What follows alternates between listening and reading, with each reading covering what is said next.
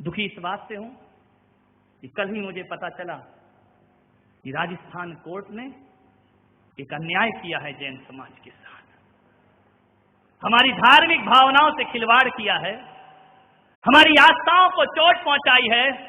हम अदालत का अपमान नहीं कर सकते हैं, कानून हमें स्वीकार है, लेकिन एक बात समझ नहीं आती है कि जैनों की पवित्र साधना संसारा को आत्महत्या का नाम लगाया जा रहा है, लेबल दिया जा रहा है। अरे समाधि और संतारा ये आत्म स्वतंत्रता की बातें हैं, ये आत्महत्या की बातें नहीं होती हैं। मुझे तो समझ नहीं आता ये अंधा कानून क्या साबित करना चाहता है। अरे आत्महत्या की चिंता कर रहा है कानून, ये कानून के रखवाले लोग आत्महत्या की बात करते हैं। जरा इनसे पूछो, आत्महत्या से भी बड़ी हत्या हुआ करती है, हत्या पर क्यों मौन है? नसीराबाद में बैठी है जैन समाज, भूखे हैं लोग, अनशन आमरण अनशन कर रहे हैं, तब कानून को हत्या नहीं दिखाई देती है, आत्महत्या नहीं दिखती है। एक आदमी पशु रक्षा के लिए जान देने को तैयार है, वहां कहां जाते हैं कानून के रखवाले लोग? अन्न जल छोड़कर बैठा है गदिया परिवार का एक व्यक्ति कि बूचड़ खाने बंद होना चाहिए, अवैध बूचड़ खाने बंद होना चाहिए। नसीराबाद समाज ये दंत सहन कर रहा है, प्रत्येक प्राणी दुर्गंध से घृणित हो रहा है। सरकार के सिर में जुआ भी नहीं रेंगता है। ध्यान रखिए, हमारी पवित्र साधनाओं को अपराध बताया जाता है, हमारी पवित्र समाधि को आत्महत्या का दर्जा दिया जाता है। आत्महत्या कुंठा से होती है, आत्महत्या तनाव से होती है, ये आत्महत्या नहीं है। अरे समय लगेगा जैनत्व को समझने के लिए। अभी इस देश को 21वीं सदी में अभी महावीर को नहीं समझ पाया ये देश, दुर्भाग्य है हमारा। निखिल जी हैं जिन्होंने याचिका दर्ज की है कि जैनों का संथारा आत्महत्या है, और उन्होंने कहा है संविधान में आस्थाओं के लिए कोई जगह नहीं है।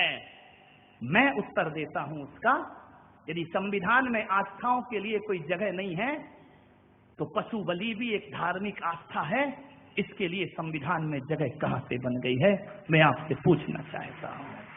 पशुओं को मारना, हजारों पशुओं का वध कर देना, ये न्याय संगत है। तो कोई स्वेच्छा से धार्मिक मरण करता है तो इस देश में अपराध हो जाया करता है। नहीं, हम सुप्रीम कोर्ट तक अपनी हार नहीं मानेंगे। ध्यान रखिए, ये जैनों का मौलिक अधिकार है। हमारे भी कुछ कानून हैं, हमारे भी कुछ आस्थाएं हैं, इस तरह से हम हार मानने वाले नहीं। कैसे किसी की आस्थाओं को लूटा जा सकता है? धार्मिक स्वतंत्रता का संविधान में पूरा हक है। हमने किसी को जबरदस्ती संथारा नहीं कराया, हमने जबरदस्ती किसी की समाधि नहीं कराई है, हम लोग जबरदस्ती कुछ नहीं। अरे तुम क्या अहिंसा की बात हमें पढ़ाओगे? हम तो चींटी को मारना भी अपराध समझा करते हैं। ध्यान रखिए, तुम क्या हमें अहिंसा सिखाओगे? ध्यान रखिए, सारी दुनिया को जिस अहिंसा की आप बात कर रहे हैं वो महावीर के दर्शन ने सिखाया है। ध्यान रखिए, महावीर को सिखाने की जरूरत नहीं है। हम भी जानते हैं हत्या क्या होती है और आत्महत्या क्या होती है, लेकिन आज जो हाई कोर्ट ने फैसला दिया है पूरा जैन समाज उससे क्षुभित है। मैं कानून के रखवाले से कहूंगा, हमारी समाधि की बातों पर केस बाद में लड़ना, जो निरीह पशु मारे जा रहे हैं उसके लिए कानून बना इस देश में। ध्यान रखिए, वो भी तो धर्मांधता में काटे जाते हैं। पशु बलि न्याय संगत हो गई है।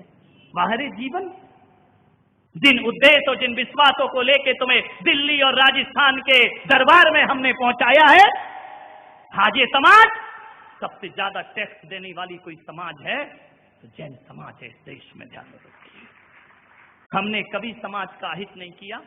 हमारी साधना से किसी को तकलीफ क्यों होती है? हमारी साधना से किसी को दर्द क्यों होता है? किसकी बात करते हो? संतों के लिए कानून बनता है इस देश में। विचार करिए, और अपराधी खुलेआम घूमा करते हैं। आप सोचना है, विचार करना है आपको।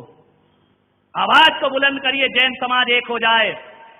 आज हमारी समाधि पर प्रतिबंध लगा है, कल हमारी नग्नता पर प्रतिबंध लगा दिया जाएगा, परसों हमारे मंदिर लूट लिए जाएंगे। तो क्या इस देश का मौलिक धर्म, प्राचीन धर्म स्वतंत्रता से अपनी साधना नहीं कर सकता है? नहीं कर सकता तो कैसा प्रजातंत्र है इस देश में, ध्यान रखिए।